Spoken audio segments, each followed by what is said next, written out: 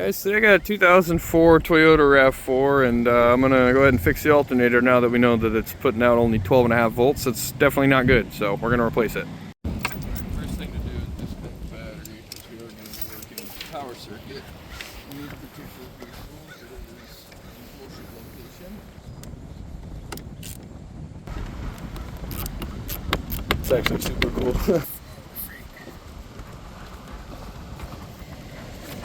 Well, it looks like we got another 10mm on the battery clamp here. Thankfully it's fairly consistent. Toyota's pretty good at doing that kind of stuff. Just gonna disconnect the electrical right now, none of the actual mechanical bolts, because we gotta detension the belt before we do that. Looks like there's another bracket I gotta get out of the way, but for now, just throw that back on top. This connector just pops out, and I will undo. Also looks like a number 10 right here.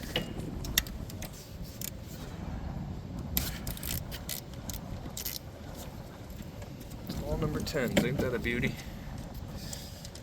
I want to get that better view there. So we're just removing a bunch of 10mm bolts from the top here to get these wires out of the way. And then this is just a little plastic trim clip thingy. You can unbolt the whole bracket. I'm just going to use this trim piece popper tool to pop that out. Start to get the go ahead and unbolt that just to give me a little more wiggle room on this wire. It's another 10mm, just like everything else. I've removed the 10mm from the valve cover, 10mm bracket from the top of the alternator, and I've unbolted all the electrical connections. Now this wire's got a little bit of slack to be tucked out of the way, so I can do the rest. So don't do what I did and start cranking on that pulley bolt like it is on like old Fords and stuff. There's actually a different bolt you gotta crank on that's like a 19mm. You can see it kind of right there. So with 19mm, instead of stripping out the 14mm, I'm gonna go ahead and set that to on, because I believe tightening is how you get the tension there. So we've gotten that belt off. I really don't want to have to deal with routing this entire thing, so I just went ahead and bungee corded it somewhat securely. Just be mindful if you're going to do this that you might be doing it at the risk of your face.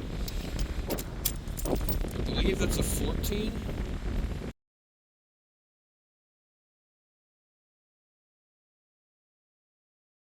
What I'm going to do here, since I'm struggling to get access to that bolt, I'm going to pop off this headlight, because that's going to give me a lot more room. Since it's just two screws at the top here, it's not like it's putting me out too much time-wise. So, I'll go ahead and do it.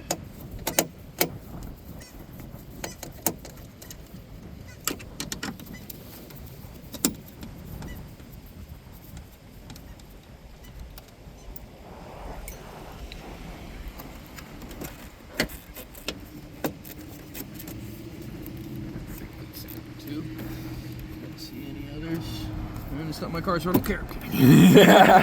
So we had to remove side of the grill just to get to that little bolt right there. I was able to do it with a ratcheting wrench, and I didn't have to take the whole bumper off, so that's kind of a little trick here. Well, it took quite a bit of persuading, but as you can see with that off, I have much better access to the bolts, and I can also see what the heck I'm doing. So got an extension, a wobbly bit, and a flex head. It should be fine. Got the old alternator out.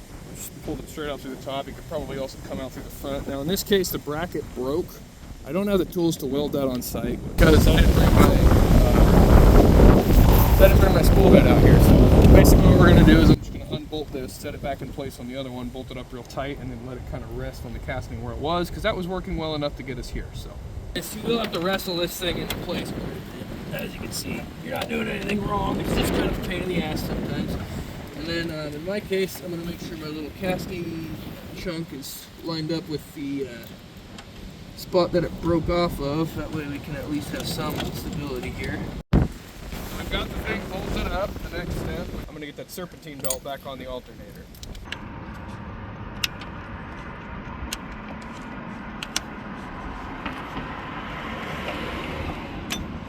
So from here on out, everything was a 10. Thankfully they gave us new bolts on the electronicals. Just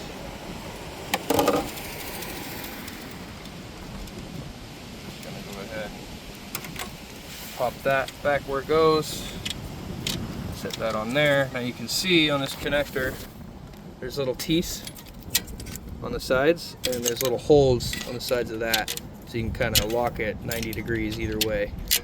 But that'll be fine for us. It'll hold itself in place. This doesn't need to be too tight, just past finger tight on these ones, really, because you don't want to strip that brass. It's really easy to do. So just holding it like this at a really non-leveraging angle and just kind of going till it's hard. That's plenty tight. Remember, this one just plugs back in there. Connector side out towards the exhaust. There you go. Got these little tabs to locate it. Then you just throw that 10mm bolt back in there, and then we also got this bracket up here by the valve cover. Probably best to plug all the lights in here while it's out. That way you have better access. All the plugs. And then put it back in. I can put that one on last because I know I have a lot of access to it. So, we came out this way. We're going to come in this way. Opposite way. Put this screw up away as much as we can and just kind of